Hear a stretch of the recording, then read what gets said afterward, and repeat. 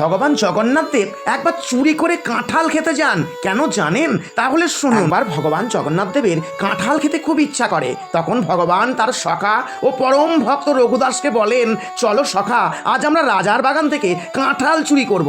এতে রঘুদাস অনিচ্ছা প্রকাশ করলে ভগবান মিষ্টি হেসে বলেন, দেখো সখা, মা যশোদা প্রতিদিনই আমাকে মাখন খাওয়াতেন, কিন্তু সখীদের মাখন চুরি করে খাওয়ার মজাই ছিল আলাদা। দুজনে চলে গেলেন রাজার বাগানে।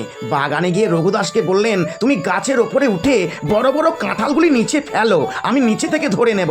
যখনই রঘুদাস ওপর থেকে বড় কাঁঠাল নিচে ফেললেন, তখনই সেই কাঁঠালের শব্দে পাহারাদার চলে এলেন। ভগবান জগন্নাথ দেব তৎক্ষণাৎ অদৃশ্য হয়ে গেলেন।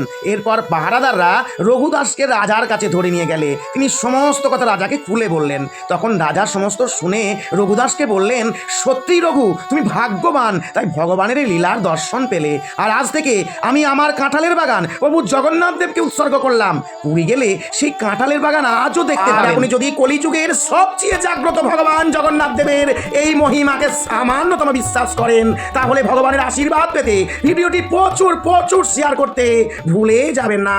জয় জগন্নাথ।